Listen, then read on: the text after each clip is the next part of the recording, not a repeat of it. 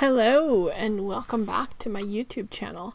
Today we are going to make a fun card using the Yeti for Winter stamp set from Dare to be Artsy. I was actually inspired to make this card because I follow a woman on Instagram who is an artist, and she was commissioned to create an alcohol ink background for a backsplash for a laundry room, and it looked amazing. And I was thinking to myself, I haven't played with my alcohol inks for quite a while, so I wanted to break these out and make a couple of backgrounds. So this is my first background I made, and of course I was ill-prepared for this project as usual. I couldn't find my mixing solution, my blending solution for my alcohol inks. I couldn't find my blending foams. I couldn't find anything. So I broke out this paper. Actually also is just regular photo paper.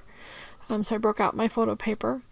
I am using a domed ink blending brush from scrapbook.com, and I'm using I have a tiny bit of blending solution in like the 1 ounce bottles or 2 ounce bottles, whatever the small bottles are, and then the big spray bottle has rubbing alcohol in it, so I'm using rubbing alcohol. And my first background turned out awesome, and this background I had a little bit of problems with, and I'm not really sure what the issue was. I suspect that it might have been the mixatives that I was using, because I haven't used them in a long time, and I don't know if they go bad, but here you can kind of see where it looks like it's kind of bubbling up on my paper. It's actually getting chunky, and I was looking at my blending brush thinking, well, is the foam coming off? I don't think it was the foam, because my foam looked intact. So I thought, well, I'll just put a little more rubbing alcohol on it. That didn't really help the situation, so I decided to just wipe everything away and start fresh. And that's the nice thing about alcohol inks, that if you're not happy with the way your background's turning out, or you need to make some changes, you can always just basically wipe it away, add a little blending solution or a little bit of rubbing alcohol, and start fresh. So I'm going to wipe up. You'll see I have like these chunks of just color. I have no idea what caused this. I've never had this happen with my alcohol inks before. Like I said, I suspect that maybe one of the mixatives, either the pearl or the snow cap, must have been bad maybe, or it didn't react well with the rubbing alcohol. Maybe the rubbing alcohol content needs to be higher. I really have no idea. But in the end, this background turned out awesome, so I was pleased. I am going to switch out my blending foam just in case. Start over, and I'm basically just going through, and wherever I dropped in the alcohol, I am just kind of dotting out those harsh circles that it makes. It kind of pools on your paper. So I'm just dotting those out, trying to keep them from looking like they're pooling. So I'm going to add in a little bit more, I think the last of my ink blending solution. Add in, I believe this is cobalt blue, which is a gorgeous blue color. I just love this color. And then I think this is one of the alloys that has, so it has a little bit of a pearl to it. And I believe that's turquoise. And so I'm just kind of letting that mix around on my paper. And then I'm going to go in with my ink blending foam again. Just kind of dot around those areas. And sort of get it all blended out a little bit, so we'll have a couple big blobs of color because the dark cobalt blue kind of stands out. It's very prominent, but this works pretty well. In a pinch, you can do most anything with alcohol inks. So, and I usually don't wear gloves when I use alcohol inks. When I'm playing with them, I have actually had bottles leak all over my hands. I actually I had spilled it one time all over my wedding set, and I was able to get it off just by cleaning my rings in some alcohol solution and some ink, the blending solution. It came off just fine, so I don't worry too much about it. So now I'm going to add in, I believe this is more of the snow cap, and I'm just dotting the snow cap onto my blending brush, and I'm just going to like carefully blot that onto my background. And this is going to kind of tone it down a little bit, so it won't be quite as vibrant. But I like it because I'm trying to make a wintry background, and I think this worked perfectly. It looks awesome. Just kind of mixing that out so you don't have any apparent dots. And then I'm going to take some silver alloy here, and I'm going to do the same thing. I'm going to drop a few drops of the silver alloy right onto my ink blending foam, and then I'm just going to dot it onto my background. And this is gonna be a cool effect. So to me, it kind of looks like falling snow, silvery falling snow, that is. I really like the effect that this gave. So I'm going to set that aside and let it dry.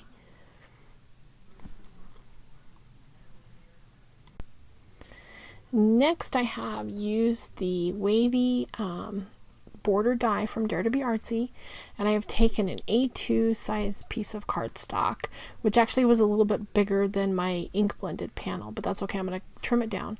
But I used the Wavy border die, and I cut along the short edge, sort of at an angle, to create just a different sort of wavy border at the top and the bottom of my white cardstock. And now I'm trying to figure out which background I want to use with this panel. Ultimately, I end up using the darker blue one, and I'm trying to figure out how my Yeti is going to look in there. I also cut a center, a circle out of the center of the white cardstock using a 2-inch circle die, and then I also had a little border that I cut from some, I believe this is Tonic Studios, it's a blue foil cardstock, to give it a little bit of a frame around that circle. Next, I'm going to stamp my Yeti image from the Yeti for Winter stamp set onto some, I believe this is Neenah 110-pound cardstock. I'm also stamping 2 of the little gift packages from the Naughty or Nice stamp set.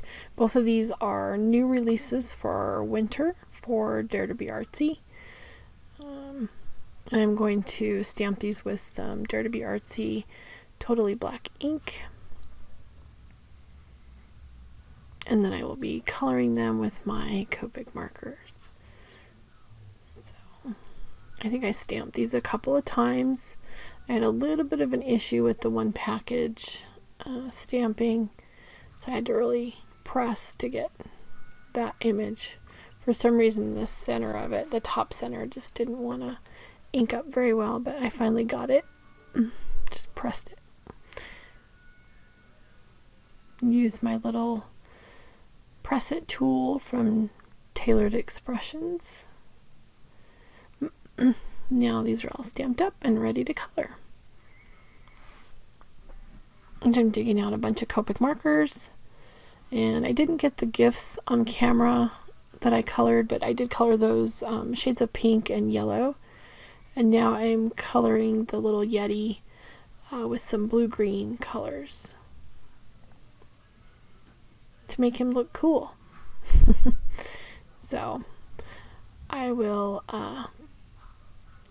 let you enjoy the coloring. I did color his scarf in shades of yellow and pink as well.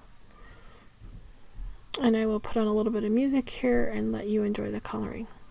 And I'll catch up with you when we're done.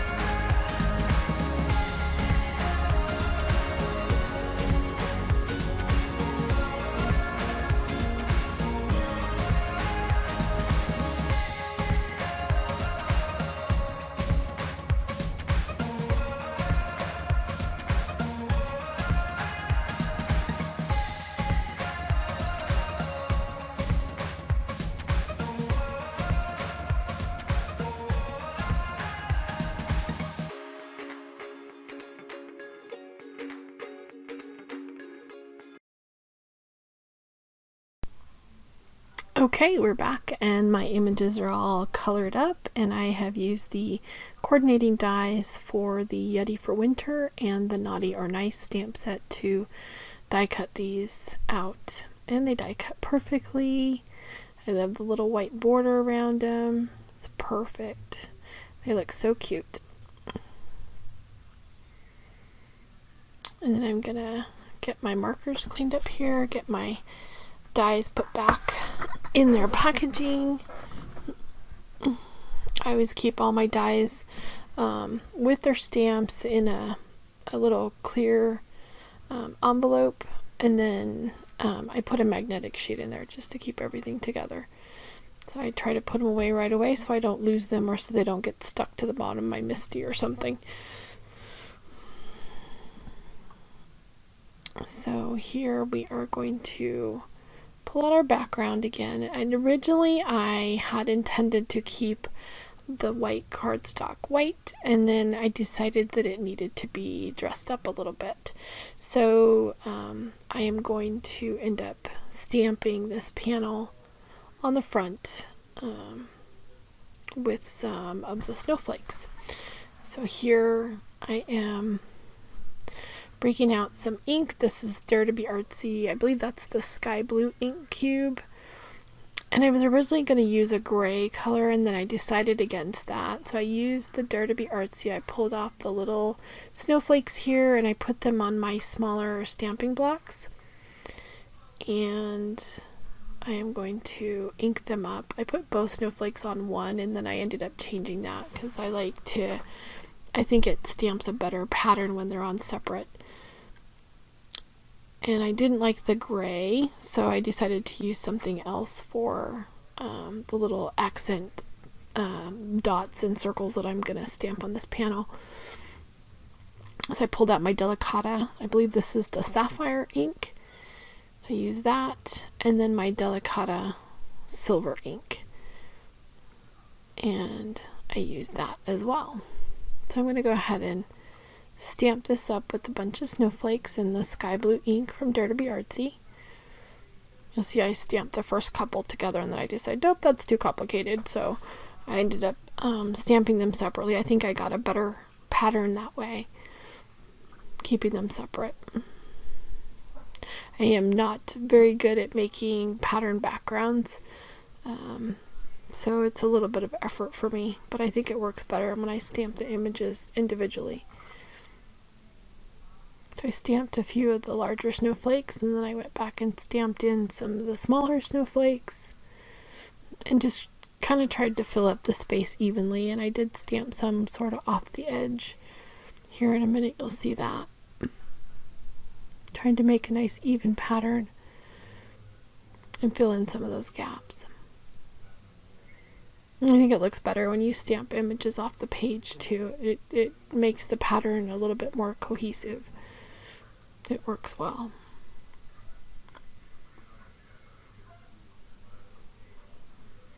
Just stamping in a couple more images to finish out this, and then I will go back with my little silver and add in the little circles. A few more of the silver circles. And then I'm going to go in with my sapphire blue. And both of these inks, the silver and the sapphire blue Delicata inks are, they're sort of shimmery, so they have a little bit of a shimmer to them. And I just went in with the blue sapphire and kind of stamped those adjacent to the hollow circles. And it kind of makes a fun background. I really like how this turned out. I'm glad that I decided to go ahead and do this. I think it really completes the panel, and it kind of makes it coincide with the background a little bit. I did go in with my jelly roll. I believe this is, I forget what it's called. It's like a shimmery pen from Jelly Roll, and I just dotted in some little sparkle at the tips of the larger snowflakes and give it a little bit of extra shine. I am going to add some gems to this as well, so but the extra little shine kind of helps to brighten up the panel. So I go around and I'm doing that on the larger snowflakes. And next I'm going to test this out, and I will end up adding some dimensional foam to the back of this. And I'm going to I cut a piece of cardstock and I'm going to fold and score that. This is an A2 size card base, so it's 4 1/4 by 5 1/2. I did end up having to cut my my background and my cover down a little bit because the photo paper that I used was 4 by 6, so I cut my panel down to be basically 4 by 5 1/4, and then I cut my cover down to be 4 by 5 1/4 so they would match. And here I'm just putting a bunch of dimensional foam on the back of it. I left a little space at the bottom of the circle so that my Yeti could fit in there, and I'm just going to add this panel to the background. I love the alcohol ink background peeking through, and you can see I got it a little bit wonky and I had to trim it up, so I wasn't too worried about that. I trimmed that up a little bit, put a little bit of extra dimensional foam behind my Yeti image so that he wouldn't be flattened when you try to mail this card. Just making sure that's stuck down really well. And that is pretty much everything. I just need to add a sentiment, and I'm adding dimensional foam to the back of my panel and getting ready to adhere it to my card base. I go through a lot of dimensional foam. I'm sure if you're a crafter you go through the same. I buy my dimensional foam at Walmart, actually, and interestingly enough, if you look at Walmart and you look for dimensional foam, you'll find 3M dimensional foam in the craft department, and it's a much smaller roll, and it costs more than if you walk over to the hardware department and you buy it there. So I always go to the hardware department and buy my dimensional foam, and usually my husband will buy me dimensional foam for my Christmas stocking every year for Christmas, which is nice because then I'm stocked up for the year. I do have some larger rolls of dimensional foam that I've purchased, but I seem to gravitate back to the 3M. I just like it better. I think the only thing is that once you stick something down, it really sticks and it doesn't come up. So here I am just adding my panel to my card base, and I have found that when I stand up to add my card panels to my card base, I manage to get them on a little bit straighter, so I try to remember to do that when I'm working on my cards. So now I'm going to add my sentiment strip. I cut I stamped the another birthday sentiment onto some shimmery light blue cardstock, and I heat embossed that with some Hero Arts. I believe it's cornflower blue, and I'm not sure that they make that anymore or they've changed the name. I think it's just now called blue embossing powder. So, but I think because it looks the same to me, it used to be called cornflower blue. I stamped that and I heat embossed it, and it turned out awesome. And then I die cut that with one of the sentiment strips, sentiment strip flags from Dare to Be Artsy. So I just cut that out. I got it all lined up and ran it through my die cutting machine, used a little bit of removable tape here to hold it in place while I run it through my die cutting machine. That removable tape is awesome. And then I'm going to use one of the strips that I cut off my panel, and I'm going to use that as a backer for this. So it has a little blue edge, a darker blue edge that sticks out on one side. And I use my T-square to line that up.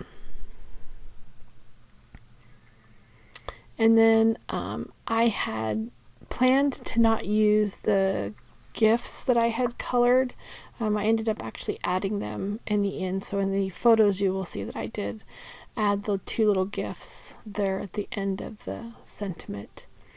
And here I am pulling out some silver gems. These are actually hot fix gems. I used some just liquid glue and just adhered them. I don't think I even have my hot fix tool anymore, but the liquid glue works just fine. And that pretty much finishes up my card today. I hope you've enjoyed it. Thanks so much for stopping by.